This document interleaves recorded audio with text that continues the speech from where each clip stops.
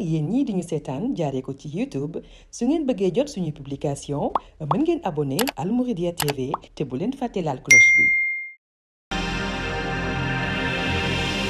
bismil ilaahi ma jóg man sant lillaahi sangub jigéen ñii ci dunyaa jaaratullaahi budul kon ak rawdatum maam jaara fii poroxaan kon wuur ya daa xare duñ dem jannatallaahi budul kon ak rawdatum maam jaara fii poroxaan kon wuur ya daa xare duñ dem jannatallaahi. A'uuzu billaahi mina sheytaani rajiim. Bismillaahi rahmaani rahiim. In the name of Allah, the Almighty, and His Prophet, Muhammad, peace be upon him. It's a pleasure to share this program with my jawriñ, Cheikh Sène. Thank you. And I'll give him the floor. Okay. Welcome, jawriñ, Cheikh Sène. Bismillah, in the name of Allah, the most merciful. First of all, I'm praying for our Khalif. May God grant him a long life with health until he succeed his mission on the sword of Sheikhul Khadim in company with the Taliban. It's a pleasure to be here again, and let's wait and see, and you will see something amazing. Thank you. Okay, thank you, jawriñ. Our today's topic is about teachings of Sokhna Diarra Bousso's life, an ideal educational model. Yes. For that, we'll deal with three parts. And the first part will be by the biography of Sokhna Diarra Bousso. I mean, a brief presentation of Sokhna Diarra. And the second part will be about a chronological teachings of Sokhna Diarra Bousso's life. And our last part will be about the outcomes of the teachings of Sokhna Diarra Bousso's life. Now, jawriñ, yes. I am going to ask you some questions about it. And the first one, okay. As I mentioned a while ago, yes. the first one will be about the bibliography. Yes. Of Sokhna Diarra. Okay, thank you, Mrs. Roqiyyah. You ask a very important, a very relevant question, because before dealing about such a topic, everyone should understand and should know who was really Sokhna Diarra Bousso. Knowing Sokhna Diarra Bousso just come to jump us into what was her real name. Her real name was Mariama. Okay. She was born in 1833 in Golere.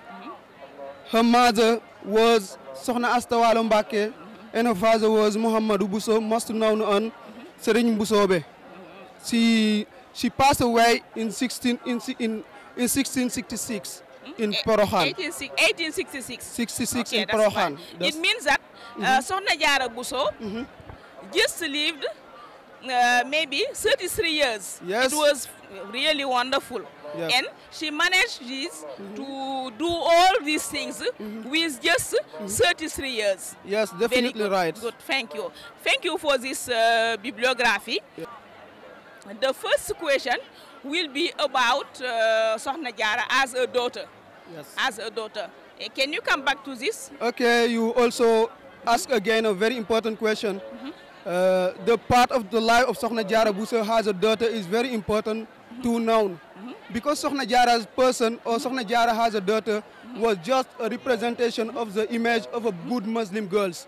Because when we go back into story, we heard that Sokhna Diarra spent a whole night doing night prayers, but she also doing the old pillar of Islam, but she also was dressed in a very decent way, different from the way we are seeing in our society right now. Sokhna Diarra, to give a sum up, was really the image or the representation of the exact lady girl Islam teach to us. That means how a Muslim girl should be. That was the real representation of Sokhna Diarra Bousso. Okay, thank you. Mashallah, mashallah, Jody. Now, can you talk, please, about Sokhna Diarra as a Muslim woman? You mentioned it a while ago, yes. But can you talk about maybe as a Muslim, as a Muslim woman, and as a mother too? Okay. As a mother. Okay, you also ask a very important question again. Sokhna Diarra Bousso's life as a Muslim was very important. Has he taught to her children how to behave in society? When I say how to behave in society, that means how to become a good Muslim. He teach to Sheikh Ahmadou Bamba. He taught to Sheikh Ahmadou Bamba the Holy Quran. The Holy Quran also. And Sokhna Diarra Bousso also has a mother. We heard that when she was in the compound of Mamor Anta Sali, the Taliban, that means the disciple who were there, there was very happy when Sokhna Diarra Bousso have to be the one who will be on the kitchen. It is what we heard from the famous song on which it is said that Sokhna Diarra bu aye dongo yi dafay rakaajo di mbëkk darab yi akadaano kenn du ca gaañu. That means that Sokhna Diarra was very open to everyone. He was doing something to show to people how a good Muslim woman should be. That was the real representation of Sokhna Diarra Bousso has a mother, but also has something who will teach to her children how to behave and how to become good Muslim in society. Okay, fantastic, Jody, and I like this point. Yes. Since you mentioned a while ago that Sokhna Diarra is a mother, yes. Maybe he is a mother with her own children. Yes. But also he like as his children. I mean the Nongo Daras. Yes. That's why you say Sokhna Diarra boy and Nongo Yepera. Yes. It means that we can quote the Wolof word. Yes. Njabote. Exactly. I like this point. Thank you very much. Thank you. Exactly. Now, just after this, can you move about maybe Sokhna Diarra? We talk about Sokhna Diarra as a daughter. Yes. The second one, Sokhna Diarra as a Muslim and a mother. Yes. Now, would you mind come back with Sokhna Diarra as a wife? As a wife. Exactly important. The Sokhna Diarra Bousso has a wife. Is very important in the society we are today. Because Sokhna Diarra Bousso has a wife was just based on submission towards your husband. When I said submission, you are working for your husband for the sake of Allah.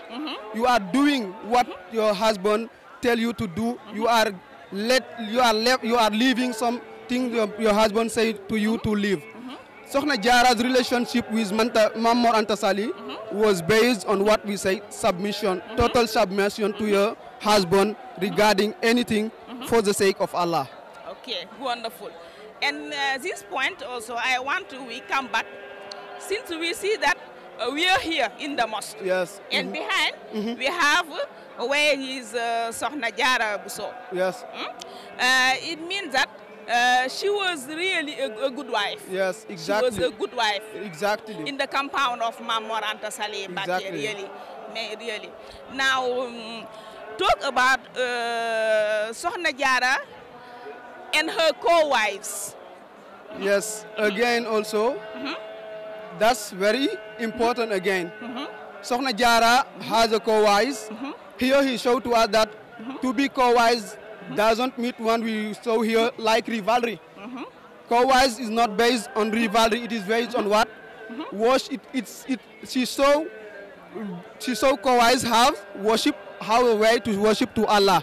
When I say worship to Allah, that means they are challenging on the work of Allah. They are not challenging on what we show in our society.